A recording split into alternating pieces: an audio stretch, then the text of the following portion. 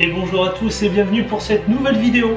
Alors aujourd'hui je te parle un petit peu de Noël au Japon.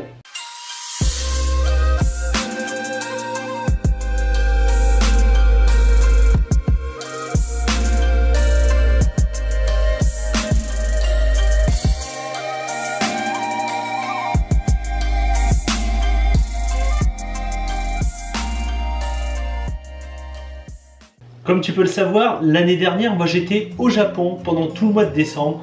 Du coup, ça m'a permis de découvrir Noël là-bas. Et ben, franchement, c'est relativement différent de la France. Une chose qu'il faut savoir, c'est qu'au Japon, la population chrétienne ne dépasse pas plus de 2-3%. Donc ça fait vraiment très peu. Du coup, en fait, on peut considérer plutôt la fête de Noël plus comme une Saint-Valentin, en fait. C'est plus un genre de Saint-Valentin, une fête... Voilà, ou plus en amoureux, où on sort au resto, des choses comme ça. Et après, tu as le 31 décembre, le réveillon pour la nouvelle année, qui elle se fait généralement en famille. Donc tu vois, on est vraiment sur l'inverse de la France. En plus, ce qu'il faut savoir, c'est que le 24 et 25 décembre, ce n'est pas des jours fériés au Japon. Donc du coup, les gens, ils sortent, mais ils sortent pas forcément plus tard que les autres jours, parce que du coup, le lendemain, ils doivent travailler. Tu vois, t'imagines, toi, nous, on va à Noël, le lendemain, je travaille. Et oui, c'est un jour normal parce que ce n'est pas férié. Alors, un autre truc, tu vois, qui m'a vraiment choqué au Japon, c'est les gens qui vont à KFC. Du coup, le 24 décembre, je vais à KFC et je tombe sur ça.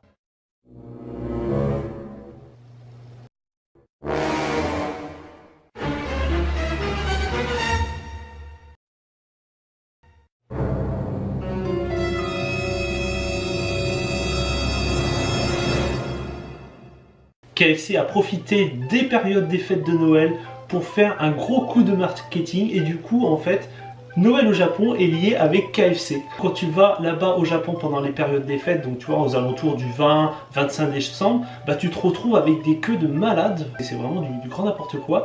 Et en fait tu as même des menus spéciaux exprès pour les fêtes de fin d'année où ils te font tu vois, des petits trucs un petit peu plus qui sortent de l'ordinaire, justement pour que les gens puissent en profiter.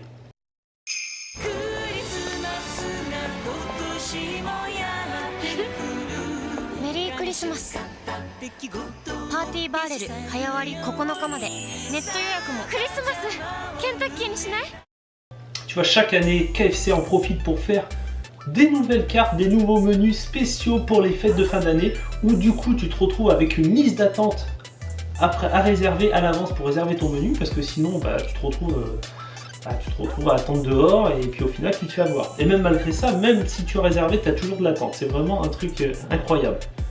Alors par contre, un autre truc moi que j'ai vraiment kiffé, alors ça par contre tu peux l'avoir plus que le mois de décembre, tu vois, ça commence dès le mois de novembre, tu peux vraiment profiter de ça, c'est les décorations de Noël.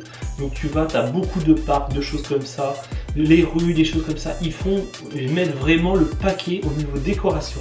Tu te retrouves vraiment avec des trucs très stylés, très colorés, très illuminés, avec les petites musiques qui passent derrière, c'est vraiment très joli et très agréable. Un autre truc que j'avais bien aimé, c'était pour le 23 décembre. Je me baladais dans le quartier de Sakae à Nagoya et je suis tombé sur des groupes de filles. Quand je te dis des groupes, tu vois, c'est pas juste 2-3 filles. C'est des dizaines et des dizaines, tu vois, pendant toute la soirée, habillées en Mère Noël sexy. Pour te faire une petite idée, ça ressemblait un petit peu à ça. C'est pas mal. Une fois que Noël est passé, c'est à partir du 26 décembre que les choses changent totalement. Déjà, les décorations de Noël disparaissent. Le Japon entre dans la période du Oshugatsu. Alors, Oshugatsu, c'est le nouvel an au Japon. Donc, contrairement à la France où on le célèbre le 31 décembre, au Japon, c'est célébré le 1er janvier. Cette période de festivité commence par le Nematsu no Osoji. En fait, c'est un grand nettoyage de la maison afin de pouvoir accueillir les divinités japonaises dans un lieu propre et sain. Une fois que le nettoyage est fait, les Japonais vont s'occuper de préparer l'Otsuji Ryori. C'est le nom du repas traditionnel japonais pour le nouvel an. Donc ça se compose de plein d'ingrédients. Généralement, c'est disposé dans des boîtes que l'on appelle les jubako, c'est des sortes de bento en plus joli. Et donc, on prépare ces repas la veille, car dans le temps, il était interdit de cuisiner le 1er janvier. Voilà, parce que c'était un jour sacré, consacré aux dieux. donc on n'avait pas le droit de cuisiner.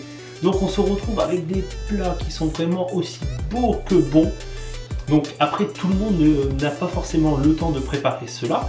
On peut alors en retrouver dans les combini, dans les supermarchés, mais généralement on peut se retrouver très facilement à des prix relativement chers parce que ça part de 7000 yens et ça peut aller jusqu'à même 100 000 yens. Du coup, le 1er janvier, les membres de la famille se regroupent entre eux pour célébrer le nouvel an et ils vont également prier dans les temples car c'est très important de prier le premier jour de l'année pour pouvoir leur souhaiter de l'argent, une bonne santé, tout ça. C'est un peu comme nous, mais eux, ils vont le célébrer dans les temples. En tout cas, j'espère que cette vidéo vous a plu. Moi, je vous retrouve la semaine prochaine où on parlera de nouveau du Japon. En attendant, continuez à me suivre sur Facebook, Twitter, Instagram. Je continue à poster des petites photos, des petites vidéos régulièrement. Vous pouvez également me retrouver sur le collectif Vue du Japon. Voilà, je vous mets le lien dans la description où vous pouvez retrouver une trentaine de chaînes de passionnés du Japon. Donc franchement, un grand merci à eux de m'avoir accueilli. En attendant, je vous dis à très bientôt pour une prochaine vidéo. Ciao!